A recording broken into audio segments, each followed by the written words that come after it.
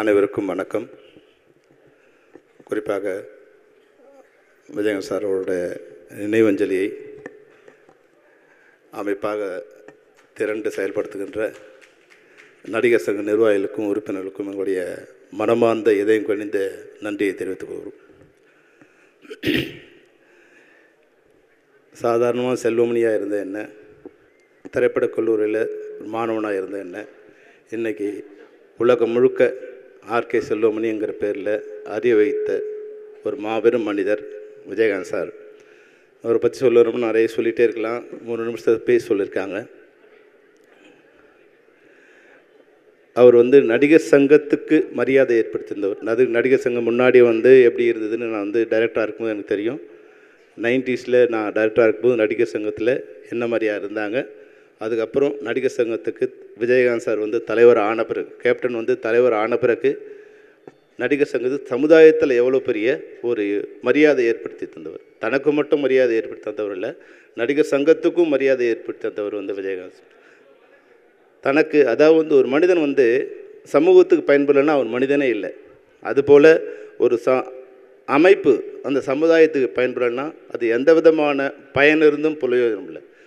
Vijayakanth sir வந்த பிறகு தான் இந்தியாவே திரும்பி பார்க்குற நெய்வேலி போராட்டத்தை, தமிழ் மக்களுக்கான போராட்டத்தை, நெய்வேலி போராட்டத்தை நடிகர் சங்கம் தலைமை எடுத்து நடத்தும்போது இந்தியாவே திரும்பி பார்த்தது. அப்போ தான் நடிகர் சங்கம்னா என்னென்னு இந்தியாவுக்கு தெரிஞ்சது.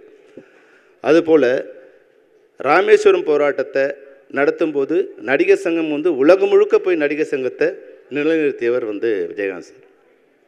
நான் நடிகர் சங்க நிர்வாகிகளுக்கு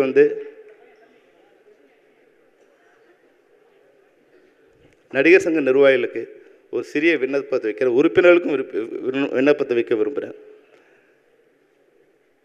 நடிகர் சங்க வளாகத்துக்கு புரட்சிக்கலைஞர் விஜயகாந்த் அவர்களை பேரை வைக்கணும் நான்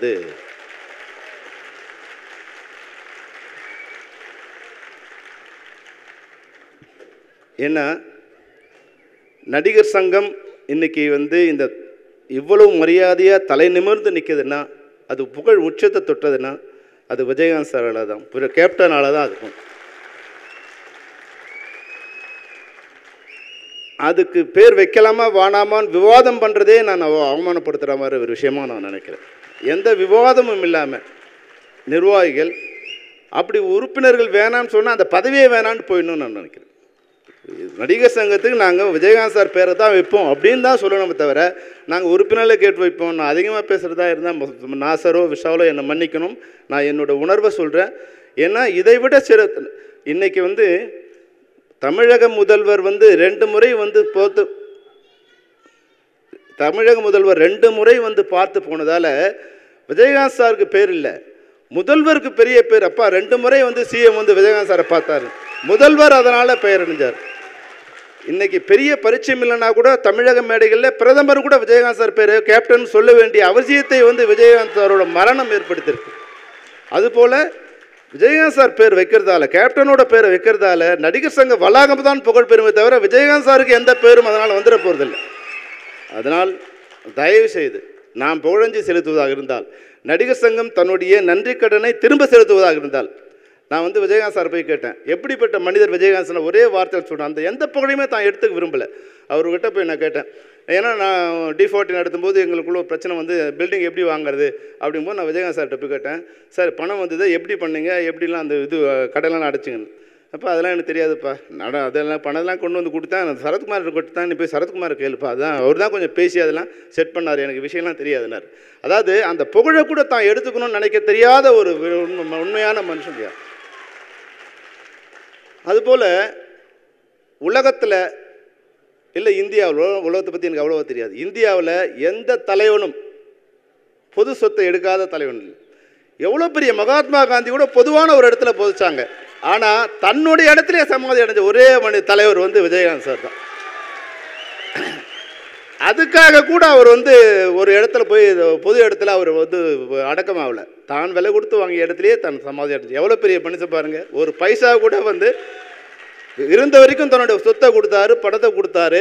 இறந்த பிறகு கூட பொதுவான சொத்து, மக்கள் சொத்து எதுவும் எனக்கு வேண்டான்னு தன்னோடத்திலேயே வந்து அவர் போய் படுத்துட்ருக்கார். இதை விடந்த ஒரு புகழ் வந்து யாரும் அவர் கொடுக்க போகிறதில்ல.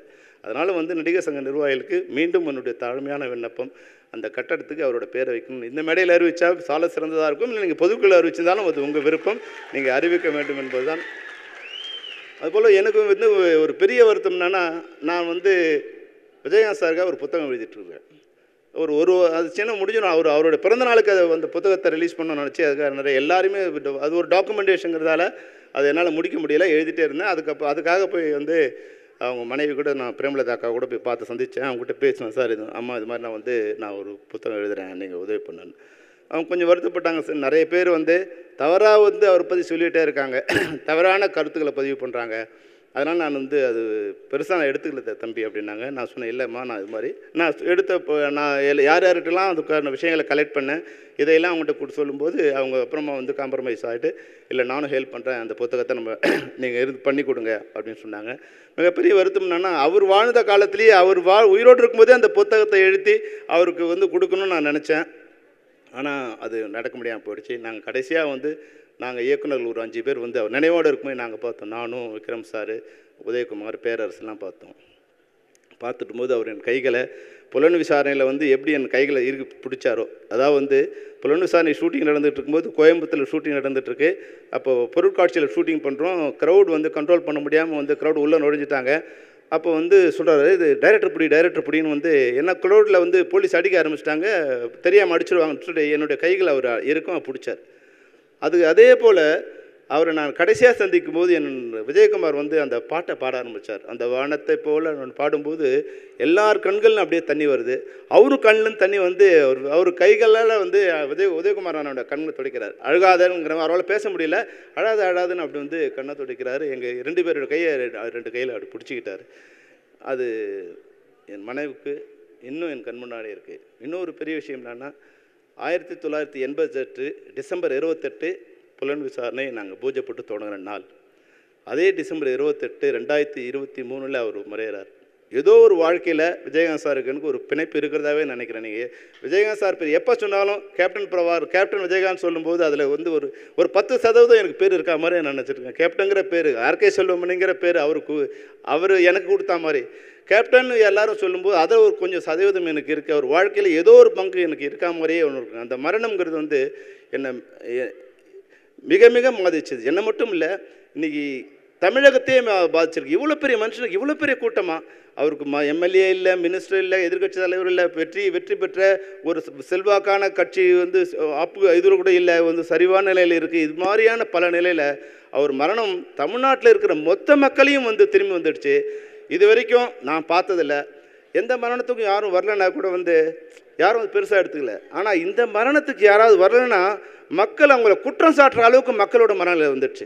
ஏன்டா நீ வந்து அந்த மரணத்துக்கு போலங்கிற கேள்வி கேட்குற மனநிலைக்கு மக்களுக்கு பயந்தாவது இந்த நிகழ்ச்சிக்கு வர வேண்டிய ஒரு கட்டாயத்தை அந்த பொதுமக்கள் ஏற்படுத்தியிருக்காங்கன்னா, அதுதான் வந்து விஜயகாந்த் சாரோட கேப்டனோட மிகப்பெரிய பலம். என்னென்னா, வாழ் வரைக்கும் அவரோட பலம் யாருக்கும் தெரியல, ஆனால் மறைஞ்ச பிறகு அவரோட பலம் இருக்குது பாருங்கள். இன்றைக்கி நம்மளுடைய ஏசிஎஸ் சண்முகம் சார் சொன்ன மாதிரி இன்றைக்கும் ஆயிரக்கணக்கான பேர் அது வந்து அவரோட கல்யாண மண்டபத்தில் க்யூ நின்று புகழஞ்சு செலுத்துகிறாங்க, லட்சக்கணக்கான பேர் செலுத்திக்கிறாங்கன்னா, இதை விட வந்து நன்றி கடனை தமிழக மக்கள் வந்து வேறு யாருக்கும் செலுத்தியிருக்க மாட்டாங்க. அந்த அளவுக்கு மிக அன்பையும் நன்றி கடனையும் திரும்ப செலுத்திக்கிட்டே இருக்காங்க. கடைசியாக என் பேச்சை முடிக்கும் போதும் என்னுடைய வேண்டுகோளோடு நடிகர் சங்க வளாகத்துக்கு விஜயகாந்த் பேரை வைக்க வேண்டும் என்ற வேண்டுகோளோடு என்னை உரையை முடிக்கிறேன். நன்றி, வணக்கம்.